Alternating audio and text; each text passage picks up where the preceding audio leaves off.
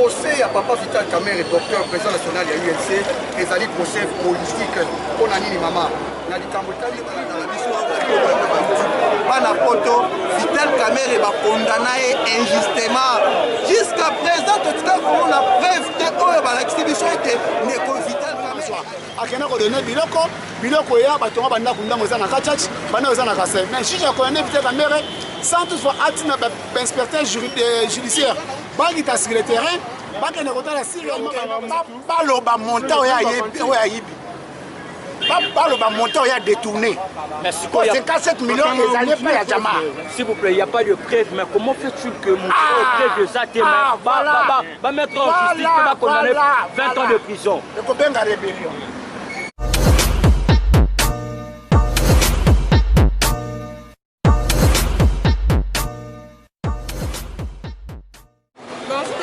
C'est une émission 100% vérité. Eux, les canaux super Congo télévision. Le lot au petit a un siège à UNC. On a l'accepté nos billets. Eux, les canaux à 4 sièges. Je leur ai décidé que ça marche d'abord et pour lutter pour la libération. Il y a un président d'abord Vital Kamerhe. Dans le but que non, on va condamner Vital Kamerhe injustement. On est basé à la cause de la marche. On va délibérer Vital Kamerhe. Donc, pour rester branché, pour les canaux, pour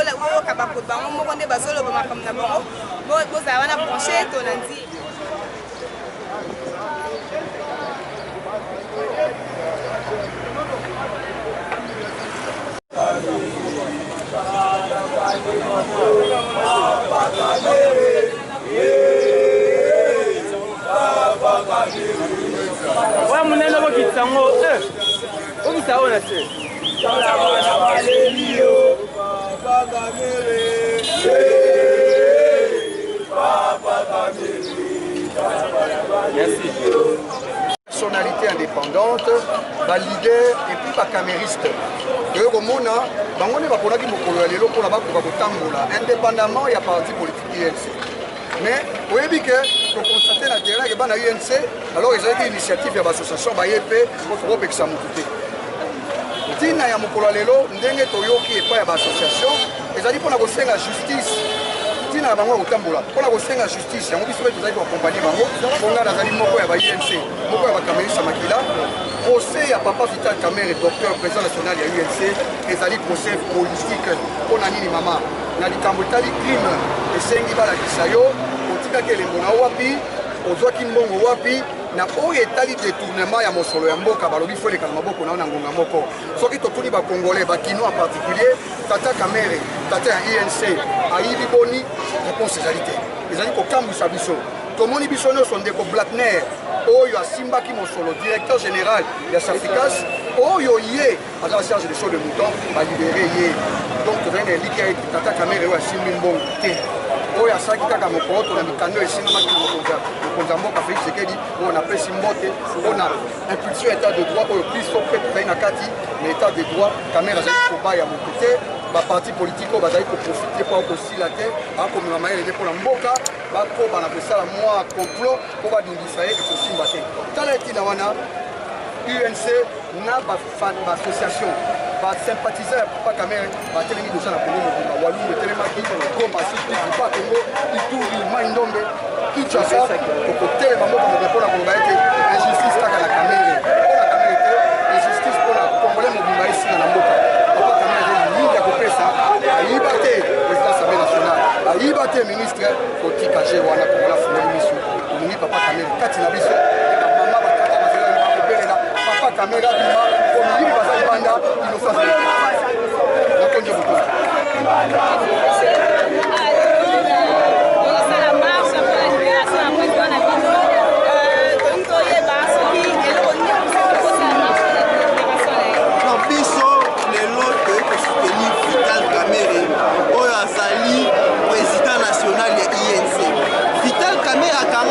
injustement va condamner injustement yango moni population congolaise bana mboka INC baye na association nyonso baye balobi ete to soutenir Vital Kamerhe lwakaningindi lekini yango moni batu banso batonda na koyebisa bana poto bango nde balandaka biso bana poto Vital Kamerhe va condamner injustement jusqu'à présent tout cas on a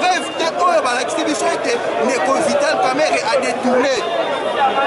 Mais pourquoi bakondamné yango biso tolobaki ete ye moko Vital Kamerhe alobaki ete justice ya Nzambe ekoya yango bomoni ngai lelo na marché na bibilia na ngai na loboko toujours nalobaki ete justice ya Nzambe nde ekoya justice ya bato ya mokili te.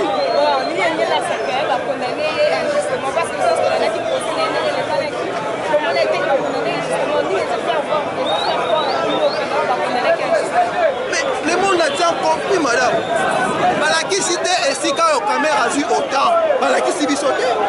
Balakisi biso te esika Vital Kamerhe azwi autant. Balakisi biso te mbongo yo Kamerhe azwi bon. Jamal a accepté qu'il soit qui 57 millions. Si vous condamnez les Vital Kamerhe. Yango moni biso to gain appel. Na cour d'appel ya Gombe to déposer to lobité. Na premier degré to bibo ko condamner monter justement bon monter. 20 ans de prison. Vital Kamerhe olingi boboma politiquement. Non, yango ngai toujours na lobaka. Kamerhe est un animal politique. Il n'est pas mort à profiter. Pas kobanga ba écarter balingi ba écarter Vital Kamerhe en élection en 2023. Yango ba kobanga dobite justice ya Nzambe ezali. Justice ya bato mokili ezali mais Nzambe ezali. Yango moni lelo ba imboka ba telemi balobi Bukavu eningani Nord Kivu. Koma Bukavu na Sud Kivu kuna eningani katanga kolobate lobi misusu ba province de Kobani. Parce que bino boza ko s'espérer que ndenge bo marché boye ndenge bo marché boye Vital Kamerhe na prison a obima. Papa, marche na biso ezali teke tokende kobimisa Kamerhe na ndenge ya makasi te. Obiti ya marche na bino eza nini parce que so bo marché parce que votre président Vital Kamerhe aza na prison nde bo marché que pas libéré ye. Bit ya marche na bino eza nini ba imboka ba banda bino partout dans le monde. Na koyebisa ba imboka bit na biso ezali na 2 ans. Ya liboso injustement ba condamnaki Vital Kamerhe. Ya mibale ezali soutien moral place Kamerhe aza kuna la prison amona ete population congolaise aza na simane omoni makambo leki na Bukavu omoni makambo leki na Goma Kamerhe na prison mais Goma tombe lobi Kamerhe na prison mais Bukavu tombe lobi ezalaki Kamerhe injustement ndeko na koyebisa mbala boni Vital Kamerhe batikali kolakisa biso te esika Kamerhe azwi mbongo ta Jamal a accepté qu'il a reçu 57 millions. Si vous condamnez Kamerhe s'il vous plaît, comme vous avez manzé Momoro permis Kamerhe innocent en prison miibi libanda. Pourquoi yamba la bisongo? Mais nani ayebi yango te ndeko. Batu nyonso bayebi ete ba miibi batondi na mboka oyo. La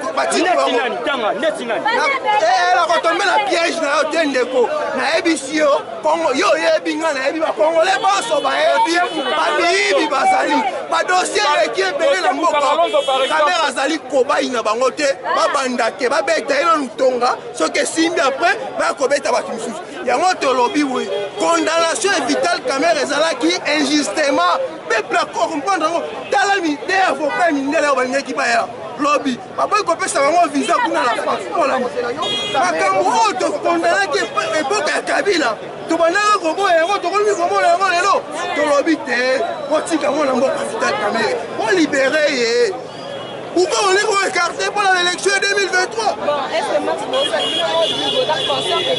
marche marche simbi population zagia ebele bato déjà babandi biso mpe tokokinga marche simbi déjà bakinois na bakinoise balakisi Vital Kamerhe ke azali leader na bango tala Kamerhe aza na prison me bato bali libanda kotanga bokomona donc toza communion na Vital Kamerhe yango biso banso lelo tobimi mpona kosoutenir mwana mboka Vital Kamerhe. Vital Kamerhe azalaki ministre atikala koyiba te. Vital Kamerhe azalaki président assemblée nationale esika nyonso aleki atikaka elembo.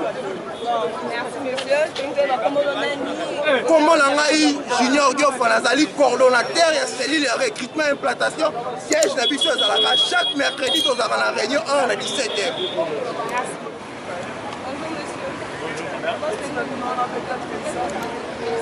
Je suis le coordonnateur de la cellule études et stratégies de la Fédération nationale des jeunes de l'INC.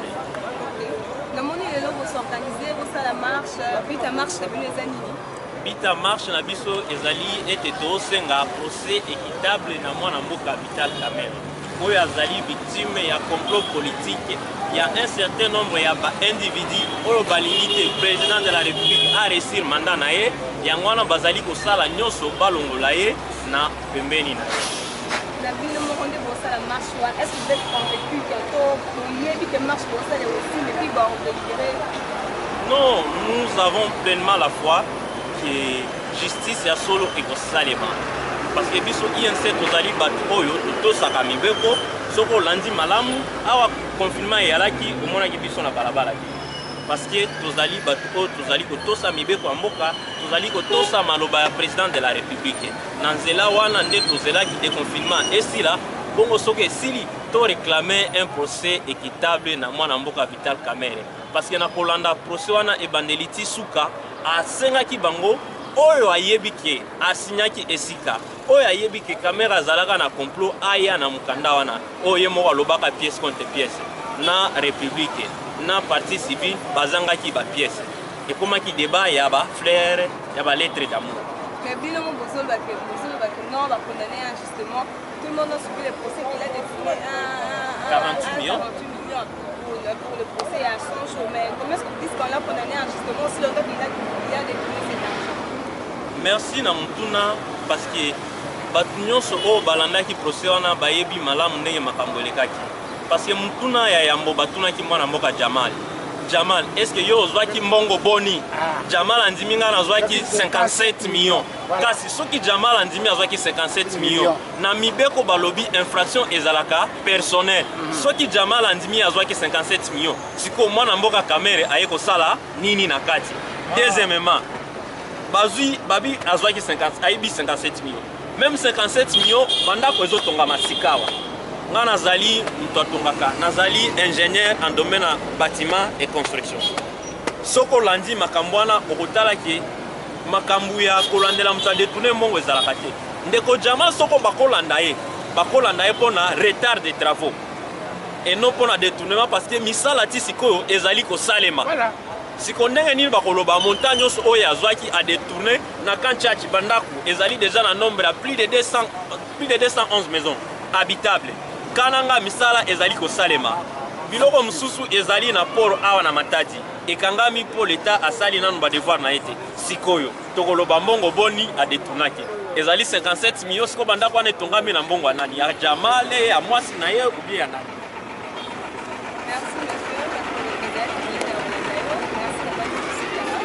Est-ce qu'il y avait encore une autre 57 millions? Oh, il y a détourné. Preuve exacte. Donc, pas le montant où il y a détourné. 57 millions, ils n'allaient pas à Jamal. S'il vous plaît, il n'y a pas de preuve, mais comment fait-il que mon preuve exacte va mettre en justice et va condamner 20 ans de prison? Rébellion.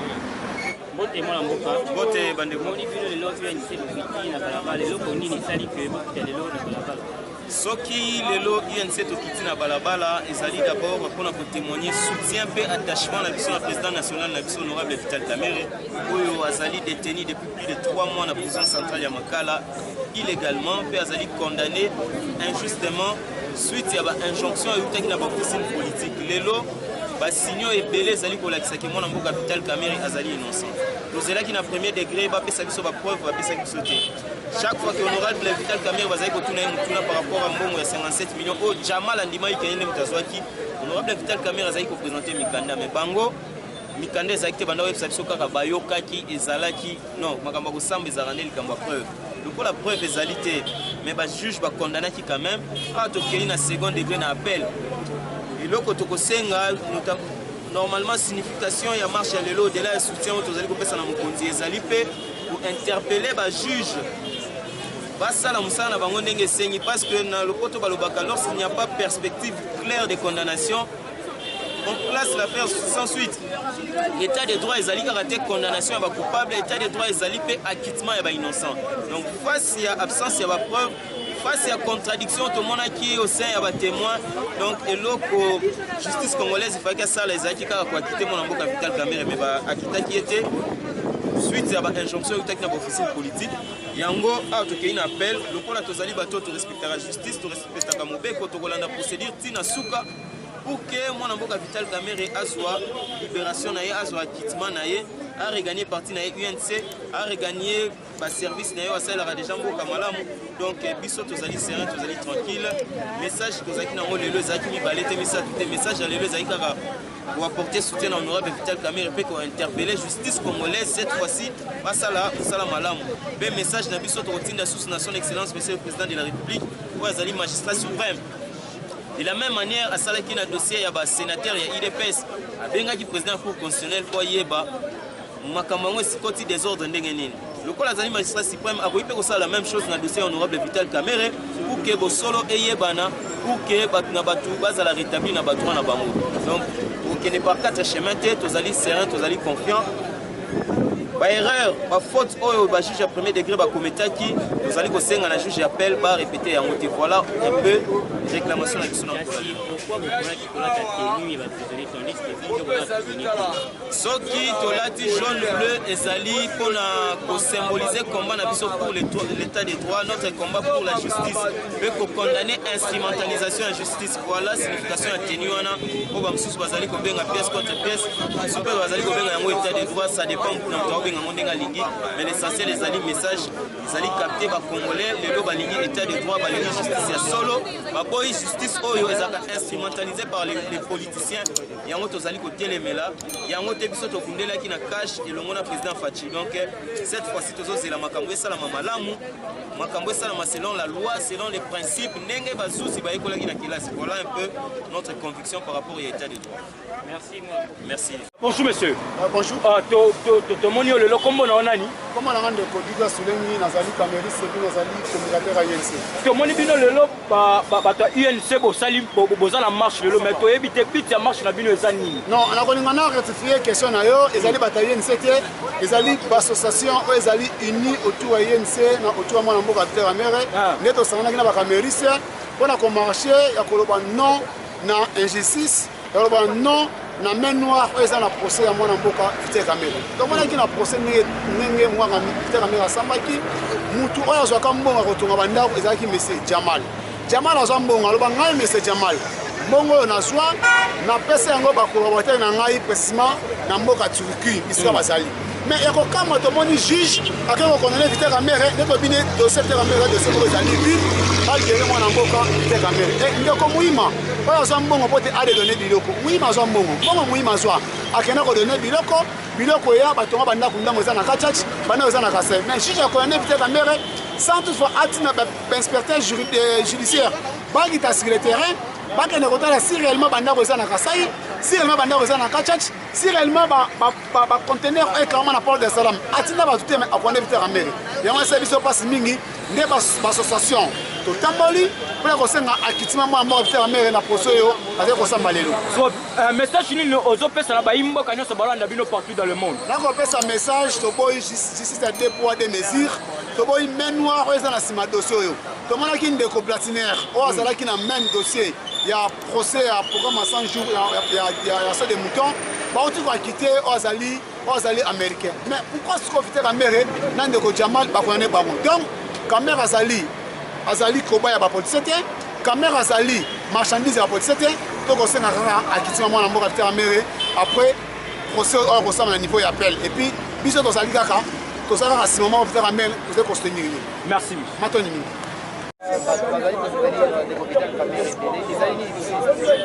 ezali koya kolakisa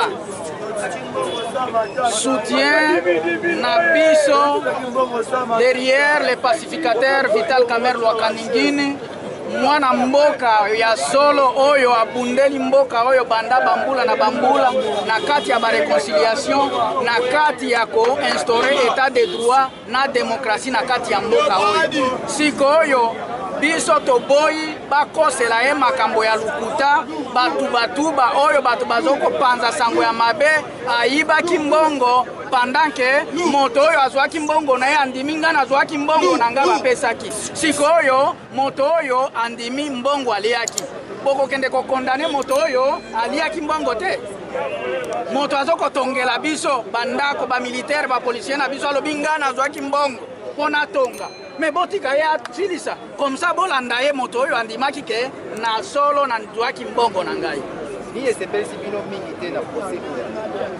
oyo esepelisi biso te nde oyo etumbu oyo bakatelaki ye ya barépublike oyo eleka ya Zaire oyo nyokola peuple congolais yango tomonaki ete etumbu wana elongobani te.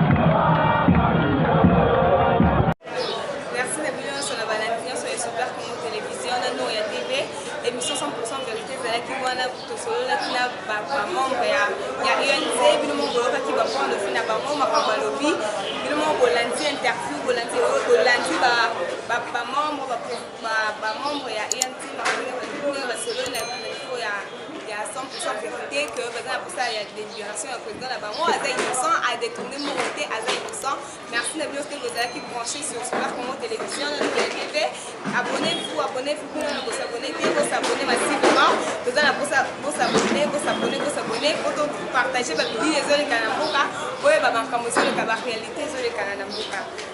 Merci, je vois Papa René Monte depuis Paris, mes salutations à toi. Maman Blondine Vumuka depuis Paris, Bambo Tene Komi. Maman Billy Vumuka depuis Londres, Bambo Tene Komi. Gaëtan Vumuka depuis Londres, Bambo Tene Komi. Derrière la caméra, je crois, il y a derrière la caméra, mes salutations à vous. Et à Monsieur Hermès Lembo, mes salutations à vous, malgré qu'il n'est pas ici à l'instant. Mes salutations à vous là où tu es, à ma maman chérie Bilingo et à mon papa Francky Moulamba et mes soeurs, famille Moulamba, mes salutations à vous. Merci et restez branchés sur la chaîne Super Congo Télévision. Nous sommes là pour vous servir. Et l'émission 100% vérité présentée par votre âme de servante Moulamba. Merci et restez branchés.